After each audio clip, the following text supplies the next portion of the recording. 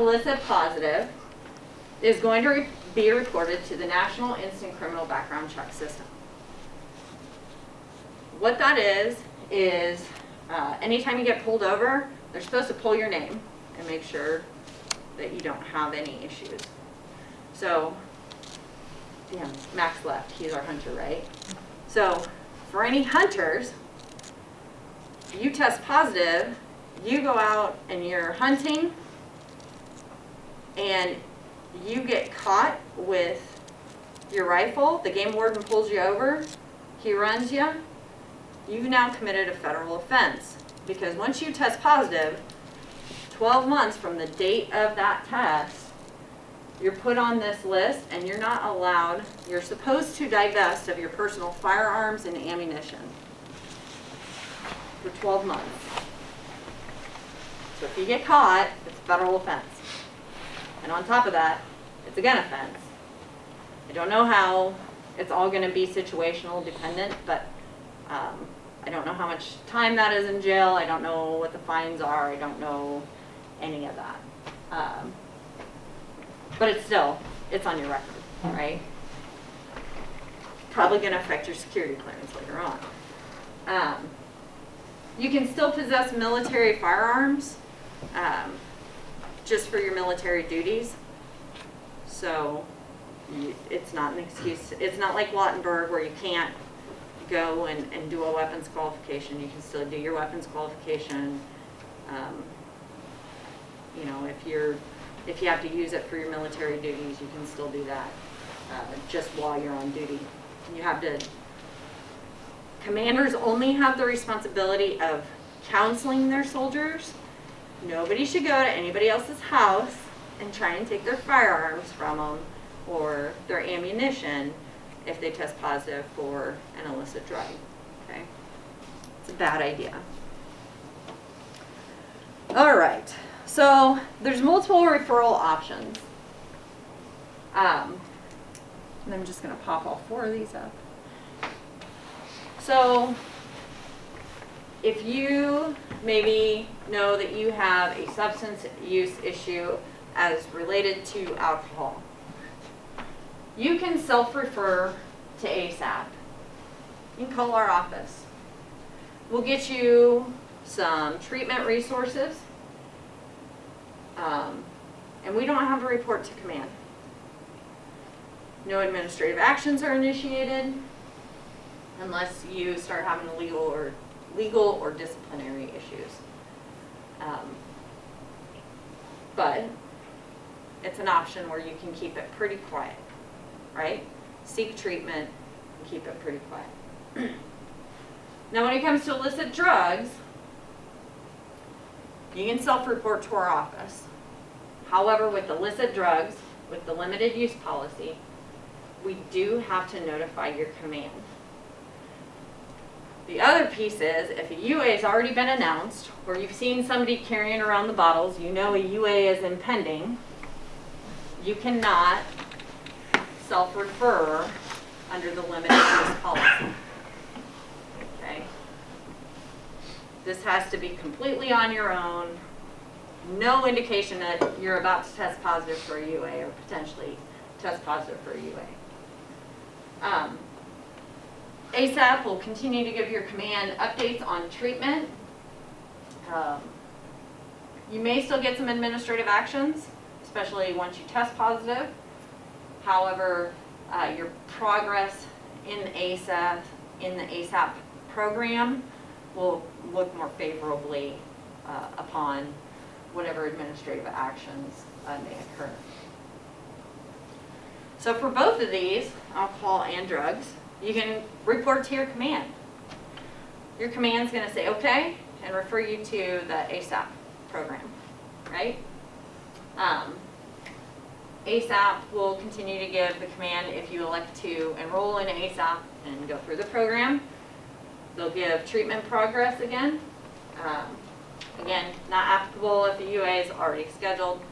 Weird how that works, right? Like, if you know you're about to pee and test positive, you can't do that.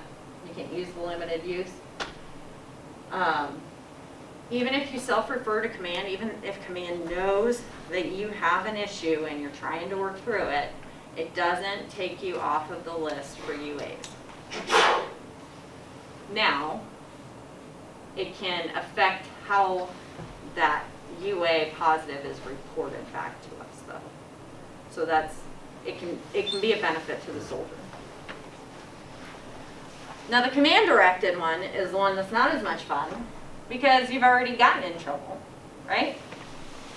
You've tested positive, you have some legal actions, maybe you got a DUI, maybe it's a disciplinary issue because you're showing up late to work, you smell like alcohol.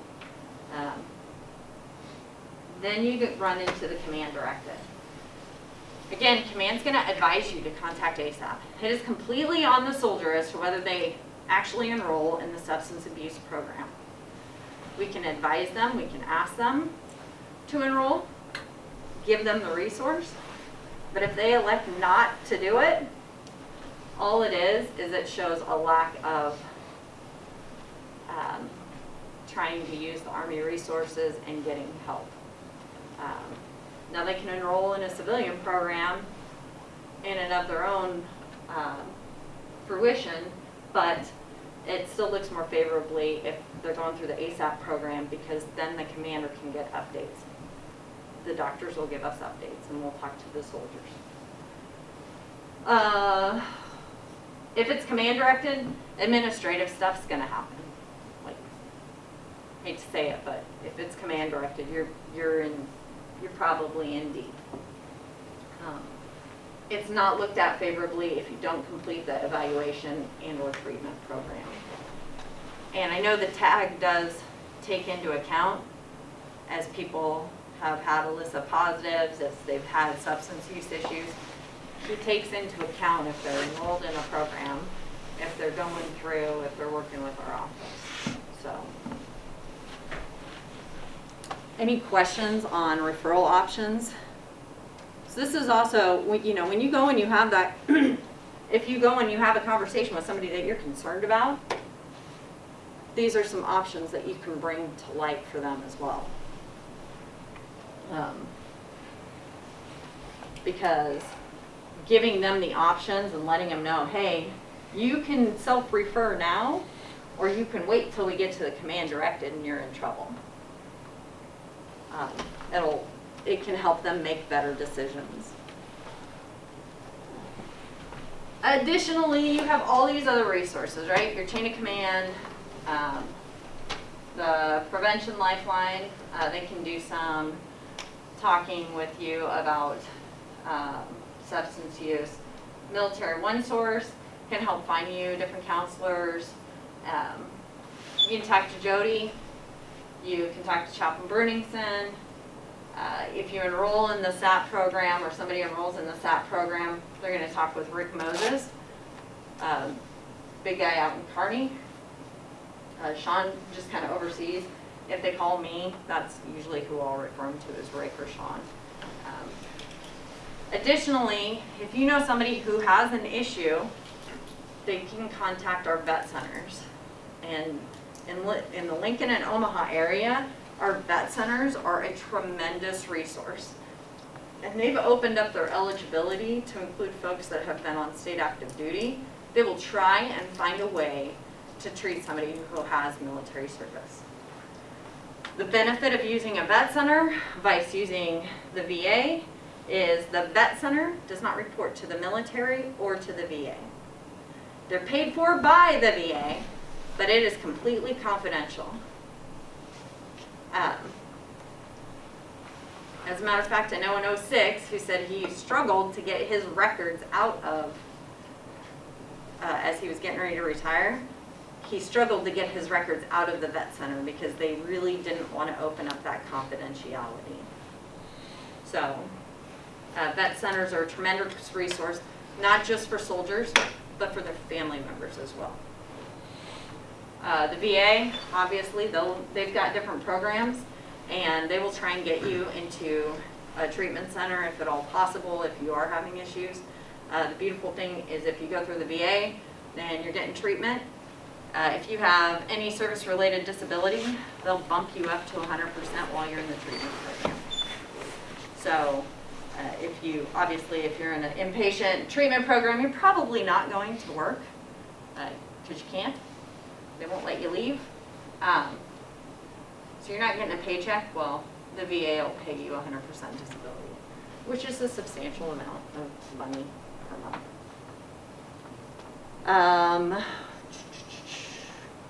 Those are the big resources that we have. And then remember, you've got your whole personal network, right? You've got your leaders in this room, you've got your family, and you got your peers.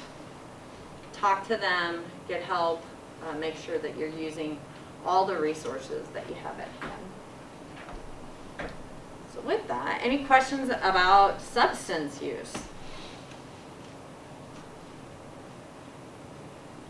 All right. Everybody seems just so darn excited.